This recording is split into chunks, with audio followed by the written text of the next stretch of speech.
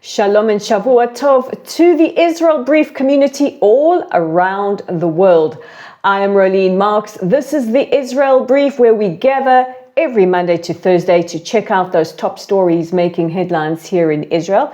As always, we are brought to you in conjunction with these guys, Lay of the Land. So it is day 437 of Israel's war with Hamas, following the atrocities of the 7th of October. We still have 100 hostages being held captive in the dungeons of Gaza. We want them home now. I cannot stress it hard enough. And more about the hostage deal coming up a little later in the show. Also, reminders that if you have any questions that you would like answered, please pop them in the comments section or be in touch with us via our website. And of course, put your thinking caps on. We have the mensch and the moron of the week to think about. Before we get into our headlines, I just want to take a moment to acknowledge a very, very special group of people. And that is all of our injured soldiers. Many people don't realize the sheer numbers of our soldiers injured to the point of losing one or both limbs, an arm or a leg or both, and so many of them wanting to find a way to get back to serve their country, to fight the evil that we are fighting in Hamas, and of course bring back our hostages. And I don't think we talk about our injured soldiers enough, and I want to take this moment to acknowledge them and to salute them. And without further ado, let's get into our top stories, and we go to the Emerald Isle, Ireland.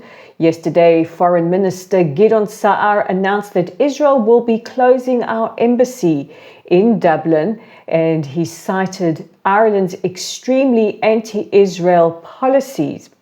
Now, the TSAC, the Prime Minister of Ireland, Simon Harris, responded by saying that this is deeply regrettable and that Ireland remains neutral and that the country is pro-peace, pro-human rights and pro-international law. Well, they have the strangest way of showing neutrality. We can't forget that the Irish, at the end of the Second World War, sent a condolence note on the death of Adolf Hitler to the Nazis. But let's take a look at some of the reasons why Israel has decided to close our embassy and rather focus our foreign policy on opening embassies in countries like Moldova that are extremely friendly towards Israel.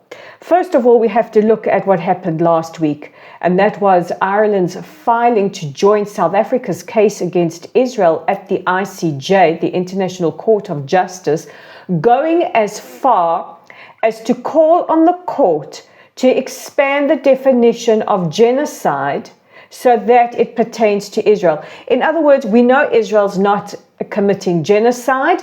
However, we want Israel to be labeled as such, so we'll just redefine what genocide is. Also, the Irish have called for divesting companies, bearing in mind as many Irish analysts, and there are many Irish people and analysts who have said this will affect Ireland more than it will affect Israel. And I also want to take a moment to acknowledge our many Irish friends out there who are standing by Israel. Your support, your solidarity is seen and it is acknowledged, and I thank you on behalf of all of us. But also, let's take a look at some more of those policies that have led to Israel making this decision. Some of the other things that are cause for concern is the amount of threats against our ambassador and calls for her to be expelled, as well as the horrific education against Jews and Israel that we see creeping into textbooks in Ireland. And of course, there was that very bizarre incident earlier this year with President Michael Higgins, where he blamed Israel for leaking the congratulations letter to Iranian President Pezeshkian. He blamed Israel for leaking that when the leak came from the Iranian embassy. Needless to say, Ireland is opening an embassy in Tehran, whereas Israel has embassies in Manama, Abu Dhabi, Marrakesh, and other places in the Middle East. So I'm just going to leave it right there. Hopefully in time we might see some change. I really hope so, because I have enormous concerns for the Jewish community in Ireland and for our many, many friends in that country as well. Yesterday, the Henry Jackson Society released an extraordinary study that I see making headlines around the world, that exposes using the empirical data that comes from Hamas themselves to prove that Hamas is manipulating and greatly inflating the civilian death count in order to give the impression that Israel is targeting civilians.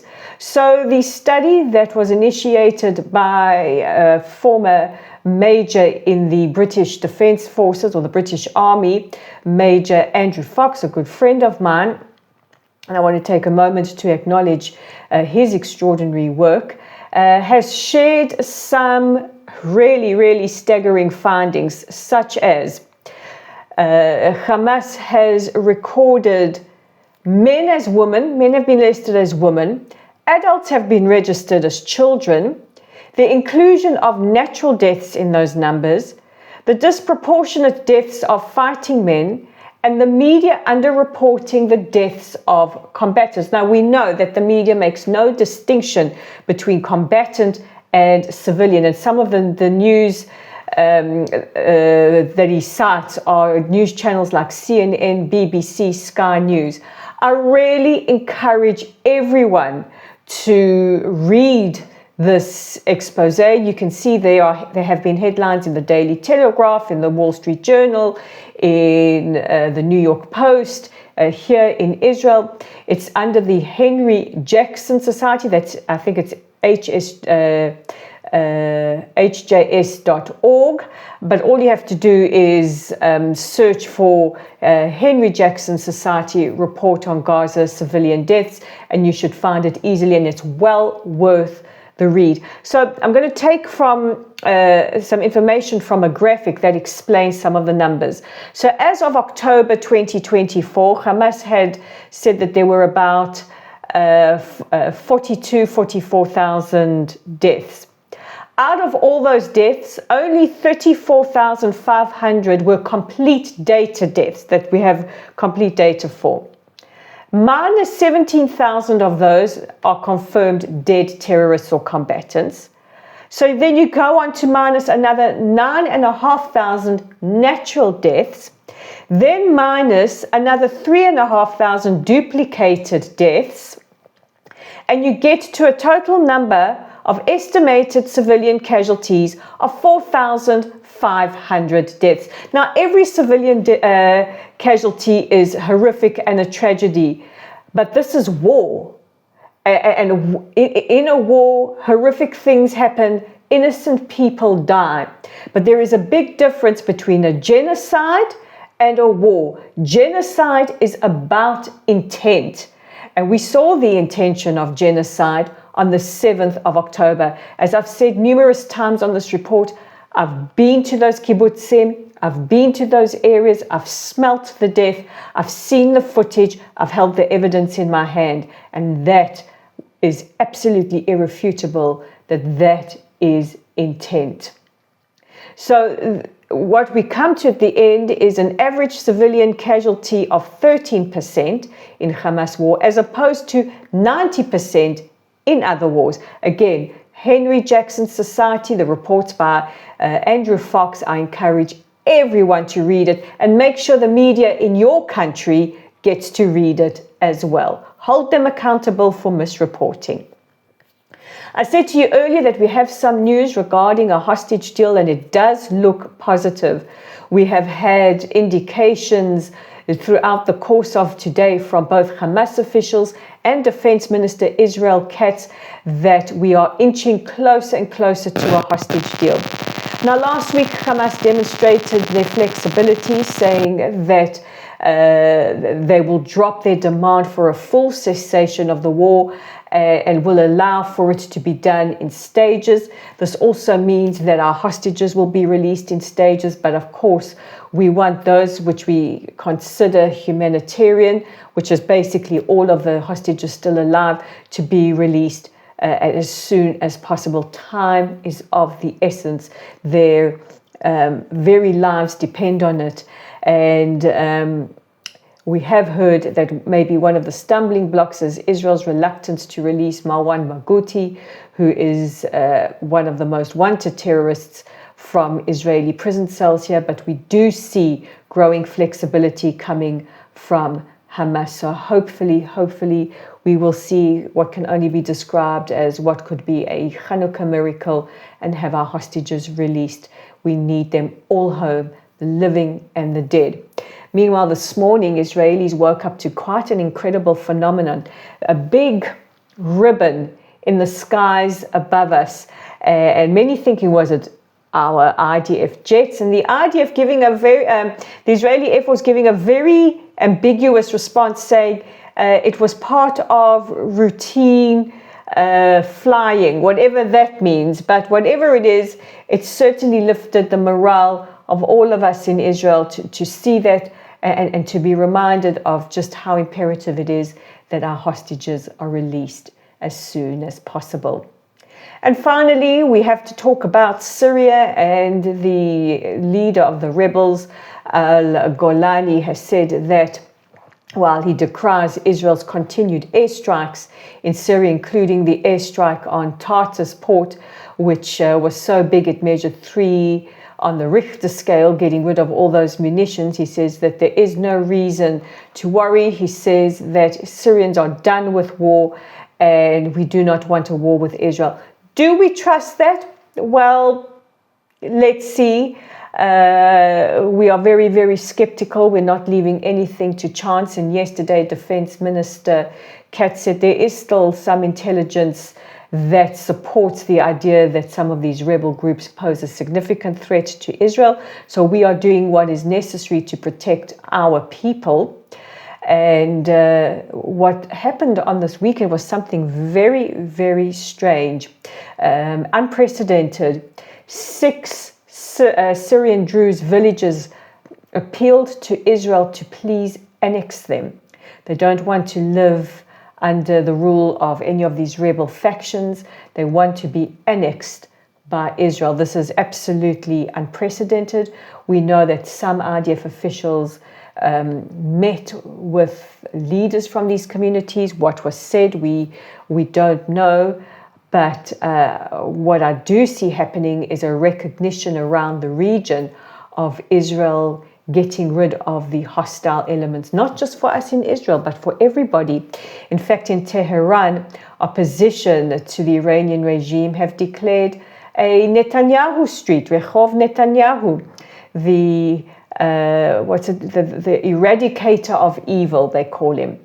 Very, very interesting developments, interesting times indeed. Now, staying on Iran, it brings me to today's question of the day, which comes from Ray in London, who says, why are there always Iranian flags at pro-Israel rallies? Well, I think this is a great question. Thanks, Ray, because whether it was in Sydney on the weekend or in the streets of London or wherever you see Israelis, Jews, and all of our supporters gather to support Israel, you will see the old Iranian flag, the one with the line in the middle, because we recognize in each other the threat we both face from the Iranian regime. We are a people that deeply love each other, that go back millennia, the Persians and the Jewish people. We celebrate each other. We support each other. Zan, Zandagi, Azadi, women, life, freedom. Some of the first people to advocate for that was right here in Israel. And if there are any Iranian viewers, you know we love you. We want peace with you. I echo what Prime Minister Netanyahu and nearly everyone in Israel says. We look forward to the days we dance together again. And I'm going to say it one more time. Zan, Zandagi, Azadi. Women, life, freedom. Am Yisrael Chai. And that brings me to the end of today's edition of the Israel Brief. Don't forget to check out our website at www.layoftheland.online. We're on Facebook at Lottel Site. Please check out our content. We are being shadow banned. We are on YouTube right here at the Israel Brief, on X at Lay of the Land 5, on Instagram at Rolene_Marks, and on LinkedIn at Rolene Marks. So guys, God bless you. Take care of yourselves and each other, and I will see you again tomorrow. Bye for now.